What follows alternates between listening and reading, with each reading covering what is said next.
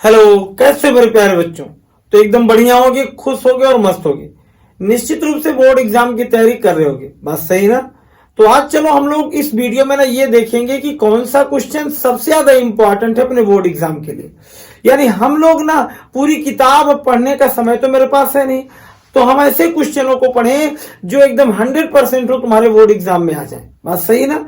तो अब अपना पूरी किताब में घूमने से अच्छा है कि केवल उन्हीं क्वेश्चनों को पढ़ो जो तुम्हारे बोर्ड पेपर के लिए इंपॉर्टेंट हो। तो चलो कापी कलम लेकर बैठे रहो या स्क्रीनशॉट ले लो और ये जान लो कि ये क्वेश्चन 100% तुम्हारे बोर्ड एग्जाम के लिए बहुत ही महत्वपूर्ण है। तो चलो क्वेश्चन नंबर 1 देखें। सबसे पहला जो क्वेश्चन है बेटा ना केमिस्ट्री के पहले चैप्टर का है कि रासायनिक समीकरण किसे कहते हैं। कॉपी कर लो, रासायनिक समीकरण किसे कहते हैं, उदाहरण सहित इसे लिखो। बात समझ में आई। पहला क्वेश्चन क्या है, रासायनिक समीकरण किसे कहते हैं, यानी केमिकल इक्वेशन किसे कहते हैं, विद एग्जाम्पल उसे डिफाइन करना है। दूसरा क्वेश्चन है केमिकल रिएक्शन किसे कहते हैं, यानी रासायनिक अभिक्रिया किसे कहते हैं, उसे भी उदाहरण सहित लिखो और उनके प्रकार भी लिख लो। जैसे संक्षेप में कभी कभी आता है छोटे छोटे प्रश्नों में कि संयोजन अभिक्रिया किसे कहते हैं, वियोजन अभिक्रिया किसे कहते हैं, विस्थापन अभिक्रिया किसे कहते हैं। ये सारी चीजें संयोजन, वियोजन, विस्थापन, देखो उष्मा छिपी या तमाम जमाम जो भी चीजें हैं उनकी मैं बात नहीं करता हूं, क्योंकि अब उन पर अपना समय व्यर्थ बिल्कुल मत करो, क्योंकि तुम्हारे पास इतना ज्यादा नहीं कि अब डीपली उसी में घुस के पढ़ोगे। बात सही ना, तुम्हारे पास इतना समय नहीं है तो कि तुम उसी में एकदम डूबे रहो अंत तक। ऐसा ना हो कि हम पहले चैप्टर में डूबे रहें। एक बिल्कुल अब बाहर निकलो और केवल इंपॉर्टेंट क्वेश्चन पर अपना फोकस करो।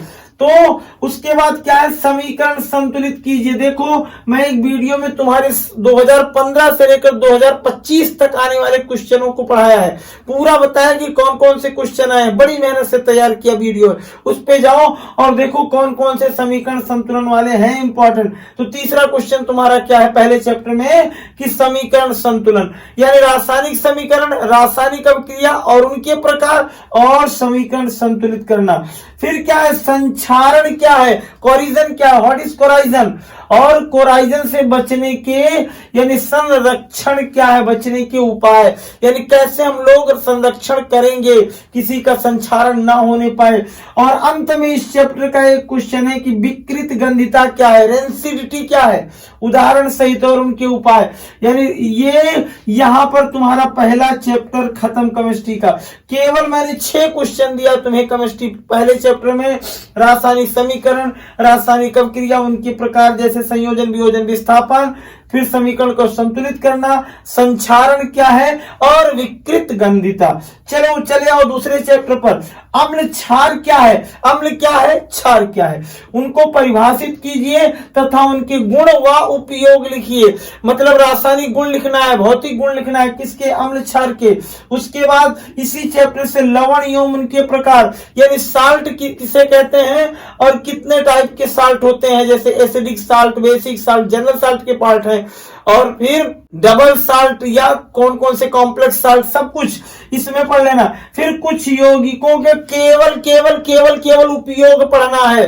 क्या, जैसे क्या तुम्हें पढ़ना है, पीओपी का क्या उपयोग है, ब्लीचिंग पाउडर का क्या यूज है, यानी वॉशिंग पाउडर, धावन सोडा, कास्टिक सोडा, इन सब का तुम क्या पढ़ लेना, यूज क्या है। समझ में बात आ रही बेटा, एकदम मन से, एकदम सुपर फास्ट तरीके से केवल जानते जाओ ना क्या इंपॉर्टेंट क्वेश्चन है।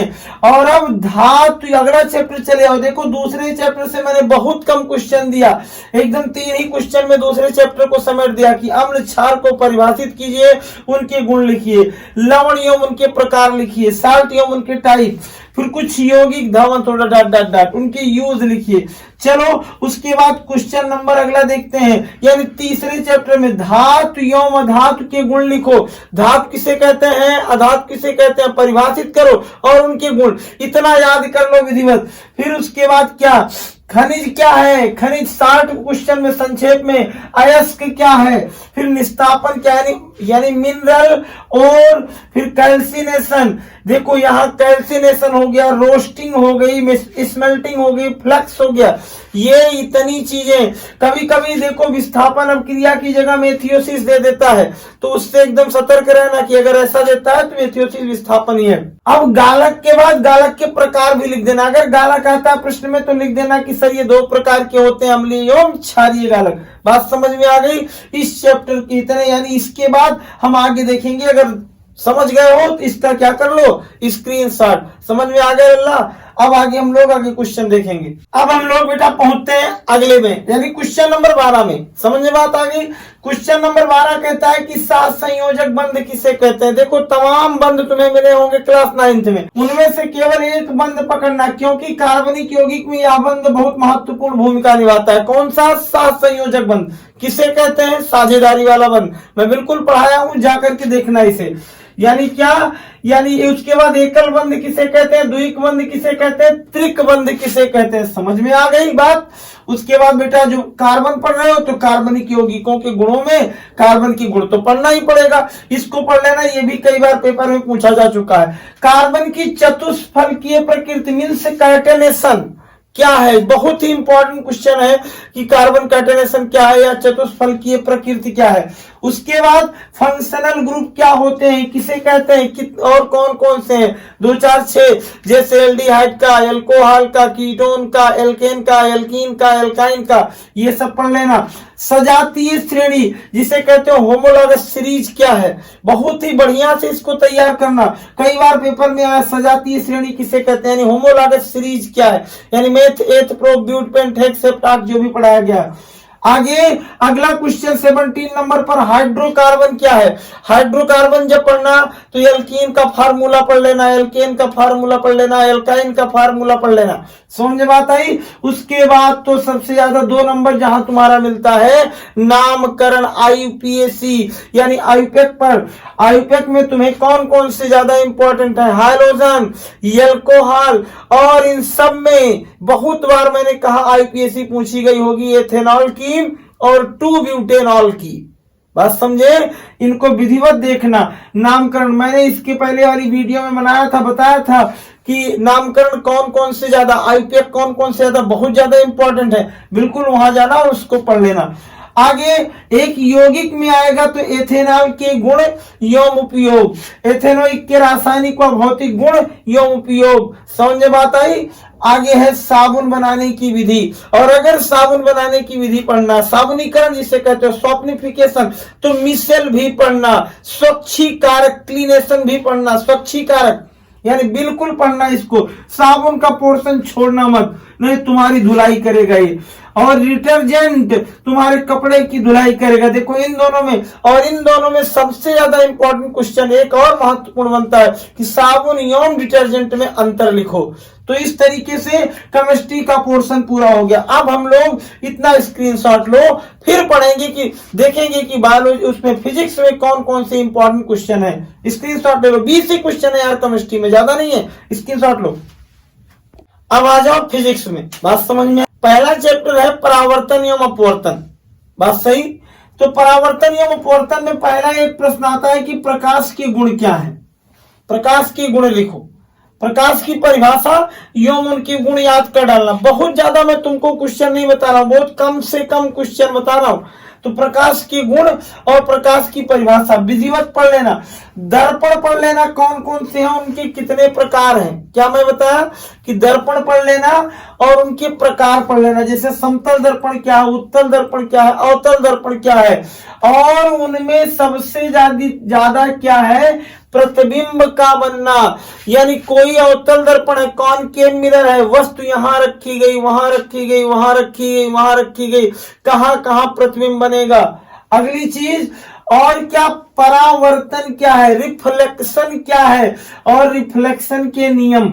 बात समझ में आई। एकदम विधिवत मन लगा के सुनते रहना, बिल्कुल स्किप करने का प्रयास मत करना, क्योंकि ये तुम्हारे बोर्ड के लिए इंपॉर्टेंट क्वेश्चन है और जिसके लिए तुम साल भर मेहनत किए हो। बात समझ में आई ना। तो ऐसी कोई लापरवाही का काम नहीं। दर्पण से संबंधित परिभाषाएं, जैसे तुमसे पूछा जा सकता है वक्रता त्रिज्या क्या है, फोकस दूरी क्या है, ध्रुव क्या होते हैं, मुख्य अक्ष क्या है, द्वारक किसे कहते हैं, बहुत सारी चीजें इनको पढ़ लेना और सुने होगे तो उसको कॉपी कर लेना। अगला दर्पण का सूत्र क्या है, 1/f बराबर 1/u प्लस 1/v, यानी 1/f बराबर 1/u प्लस 1/v। ये चिन्ह परिपाटी के बाद ही पता चलेगा। और आवर्धन क्या है, आवर्धन क्या है इससे संबंधित। और एक चीज जान लो, दर्पण के सूत्र से और फोकस दूरी वक्रता त्रिज्या के संबंध से, परावर्तन तक अगर पढ़े हो तो इनसे संबंध से निश्चित रूप से 100% सवाल यहां से उठेंगे। एकदम मान के चलो कि गारंटी है इसकी कि इनसे संबंधित प्रश्न से सवाल जरूर ही जरूर आएंगे। अब आगे आ जाओ, अपवर्तन का नियम क्या है। अपवर्तन का नियम, फिर क्रांतिक कोण किसे कहते हैं, क्रांतिक कोण किसे कहते हैं, क्रिटिकल एंगल, रिफ्लेक्शन क्या है, उनके नियम, क्रांतिक कोण किसे कहते हैं, वही 90 डिग्री वाली बात। स्नेल का लॉ क्या है, स्नेल का नियम किसे कहते हैं, अपसारी और यानी कन्वर्जेंट और डाइवर्जेंट पढ़ लेना, अपसारी और अभिसारी किरण क्या है, अपवर्तनांक जिसे कहते हो, इंडेक्स, रिफ्रैक्टिव इंडेक्स जिसे कहते हो, उनका सूत्र और उनसे संबंधित सवाल फिर से सुन लो। यानी अपवर्तनांक से संबंधित सवाल की जैसे कोई प्रकाश की किरण ग्लास से, कांच से द्रव में जा रही है, द्रव से उसमें जा रही है, तेल में जा रही है, या कहां कैसे जा रही है, उनका अपवर्तनांक क्या होगा। तो एकदम 100% इनसे भी जुड़ा हुआ प्रश्न आता है।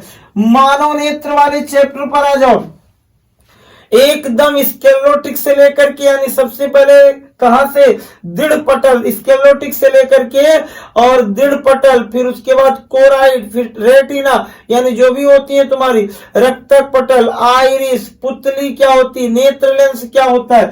फिर से सुन लो, मैंने इनकी टॉप पार्ट्स बता दिए। जैसे तुमसे कहेगा कौन सी, रेटिना क्या होती है, रेटिना के बाद तुमसे पूछ लिया आइरिस क्या होती है, पुतली क्या होती है, नेत्र लेंस क्या होता है, ये तमाम चीजें जो भी हैं, पीत बिंदु क्या होती है, अंध बिंदु क्या होता है, विट्रस सुमर क्या है, कचाव द्रव, रक्त यानी और क्या, यानी कचाव द्रव जो है तुम्हारा वो क्या है। फिर उसके बाद उसमें उस द्रव में जो रॉड और कोण पाई जाती है, कौन किस चीज को स्वभाव करता है, इंटेंसिटी कौन बताता है, तीव्रता कौन, कलर बताता है। ये मानव नेत्र का विधिवत अध्ययन करना बहुत ज्यादा इंपॉर्टेंट क्वेश्चन है। दृष्टि दोष जैसे मायोपिया और हाइपरमेट्रोपिया और प्रेस बायोपिया, ये निकट दृष्टि दोष, दूर दृष्टि दोष और जरा दृष्टि दोष क्यों होते हैं, कारण क्या है एंड निवारण क्या है। तो अब समंजन क्षमता जिसे एकोमोडेशन कहते हो, कैसे हम लोग सेट करते हैं दूर और नजदीक की वस्तुएं अपने आंख द्वारा।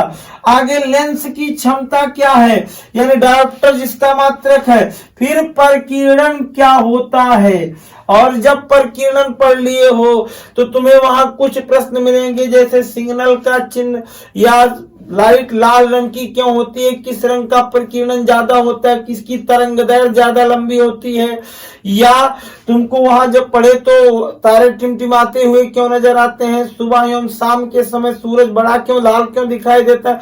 तमाम प्रश्न यहाँ जब एटमॉस्फेरिक अध्ययन करोगे, वायुमंडलीय अध्ययन, तो तुमको मिलते जाएंगे। इस तरीके से फिजिक्स के 2 चैप्टर के केवल क्वेश्चन मिले हैं। स्क्रीनशॉट लो, फिर मैं आगे वाले दोनों चैप्टर का क्वेश्चन बताता हूँ। अब हम लोग बेटा फिजिक्स के इलेक्ट्रिसिटी वाले चैप्टर पर चले जाएं। देखो यहाँ बहुत ज्यादा क्वेश्चन नहीं है, न्यूमेरिकल का पोर्शन है, मैं नहीं कह रहा हूं नहीं है, लेकिन क्वेश्चन उतने ज्यादा नहीं है। पहले बनते थे, जब पिछले साल तक क्या था, विद्युत मोटर था, जब पिछले साल तक जनरेटर था, लेकिन इस बार के सिलेबस में कैंसिलेशन है, डिलीटेड है यूपी बोर्ड में, मैं केवल कह रहा हूँ, बाकी और सब में है। फिर भी तुम लोग उससे न्यूमेरिकल की कुछ चांस तो है नहीं, कुछ प्रेरण के नियम है, उतना देख लेना।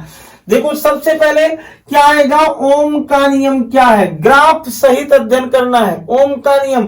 और ओम के नियम से V by I equal to R, इससे क्या है, इससे न्यूमेरिकल भी पढ़ लेना, बहुत ज्यादा इंपॉर्टेंट है। फिर प्रतिरोध क्या होते हैं, प्रतिरोध क्या है, और प्रतिरोधों को प्रभावित करने वाले कारक, यानी क्या क्या कब कब कौन कौन सा प्रभाव पड़ेगा। विद्युत शक्ति क्या है, शक्ति का मात्रक क्या है, P इक्वल टू VI जो होता है, उस पर कौन कौन से सवाल लगते हैं, बहुत सारे सवाल लगते हैं बेटा, बहुत ज्यादा। आगे धारा क्या होती है ये पढ़ लेना, आवेश किसे कहते हैं पढ़ लेना, Q बराबर यानी वाला फार्मूला रट लेना, प्रतिरोधों का संयोजन पढ़ लेना, प्रतिरोधों का संयोजन, श्रेणी संयोजन और समांतर संयोजन, ये दोनों संयोजन पढ़ लेना, श्रेणी और समांतर। फिर ओस्टेट का प्रयोग अगले चैप्टर पर चले आओ, चुंबकीय प्रभाव की बात बताएगा ये। फिर उसके बाद चुंबकीय क्षेत्र रेखाएं बना लेना, ऐसे चुंबक वाला पढ़े होगे, ऐसे ऐसे जो भी बनता था। हाँ तो ये यानी हम लोग ऐसे तो नहीं बनता था, मैं बताऊंगा, ऐसे तो उतना समय यहाँ नहीं है बेटा, ऐसे ऐसे बनती थी। तो इन बल रेखाओं को बना लेना और पढ़ लेना। फिर उसके बाद फ्लेमिंग का नियम, दाएं बाएं हाथ का नियम, हथेली का नियम, स्क्रू कार का नियम पढ़ लेना। अगली बात क्या, चुंबकीय प्रेरण और अंत में घरेलू परिपथ। एक क्वेश्चन छूट गया था, यूनिट से संबंधित प्रश्न। 20 बल्ब, 3 पंखे, 4 फ्रिज, 15 मोटर एक साथ चलते हैं, 1 घंटे तक कितनी ऊर्जा लगेगी यदि 1 यूनिट बराबर 7 रुपया, 10 रुपया, 20 रुपया, 50 रुपया हो। इस पर प्रश्न आता है। तो इस तरीके से तुम्हारे फिजिक्स के क्वेश्चन, इंपॉर्टेंट केमिस्ट्री के क्वेश्चन मिल गए। अगले पार्ट में हम लोग बायोलॉजी की बात करेंगे, तब तक एकदम वेट करना। और अगर चैनल पर अभी नए हो तो बाकी जानते हो क्या करना है, और बाकी कुछ क्वेश्चनों के लिए मैंने बताया ना कि उनकी वीडियो पीछे पड़ी है, जाकर के पढ़ लेना और अपने मित्रों तक भी शेयर करना बेटा।